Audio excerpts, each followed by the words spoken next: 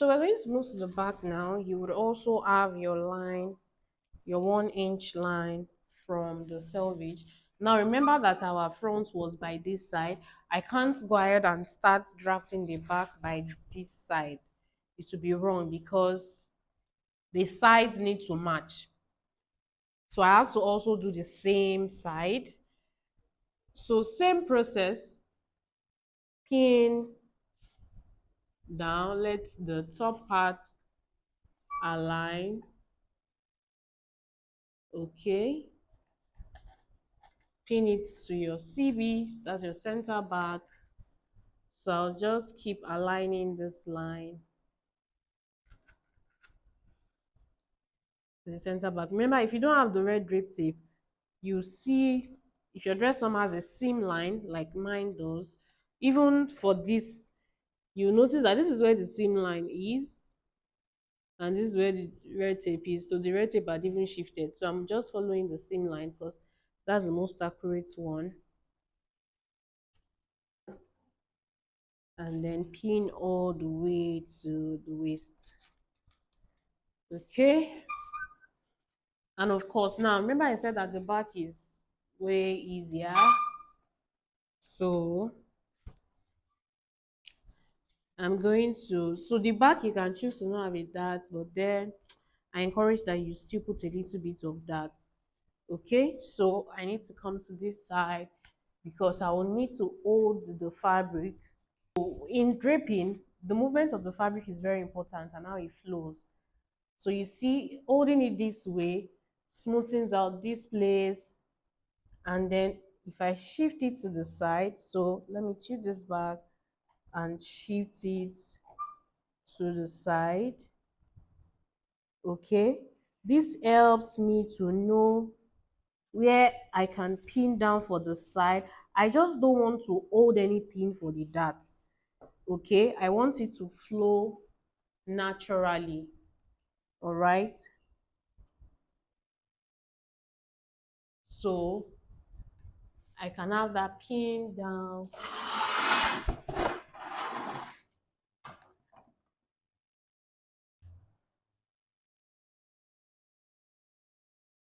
All right, and then smoothing this out.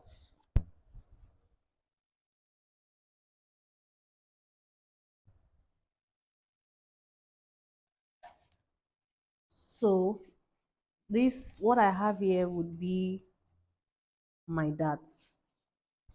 Okay, so same process as we did in front. Hold down the dart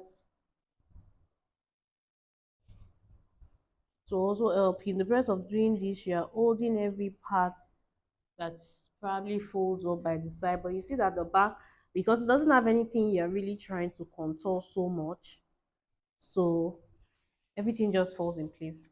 Instead of me cutting the sides, remember how I cut the side? I lift the fabric up and just cut a little part, ensuring that I leave some extras by the side. Now I would also snip the neck area, but ensure I don't go into the actual neck. Okay, just going into that area. I don't like this. And I'm snipping just so that the neck can relax. So the snipping I mean is like how you notch your neckline areas when you're sewing. So when I snip those areas, I then go ahead to smoothing out. Okay, smoothing out and pin again. You should not have any fold, so I'll take off this to smoothing out again. Okay, smoothing out again. Now I can snip the waist part to relax. Can you see the difference when I snip? Just so it relaxes more. Okay, I'm just going to snip to the tip of the waist. It doesn't go beyond that. All right. Oh, I mistakenly snipped this one. I didn't see it. Can you see? So if this was your actual fabric and you snip, you see that you can't work with this again. But we're still going to work with that because this is just going to be used to draft our patterns. So I'll go ahead and mark out my waist. Okay. Now I can remember, I can actually see where the tape is stopping. Then here as well, I'll feel where the tape is and mark.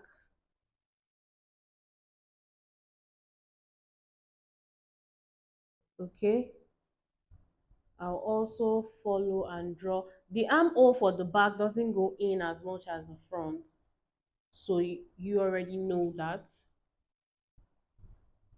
So I would also mark my shoulder.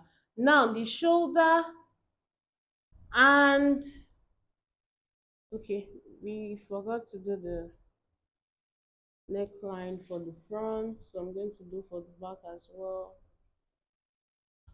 Now the shoulder and the shoulder side seam and armhole, you need to um through them or blend them when you take off this fabric as your pattern. We are going to see that when we're trying to create a pattern from this. Okay. All right, so now that we are good, I can trim off more excess.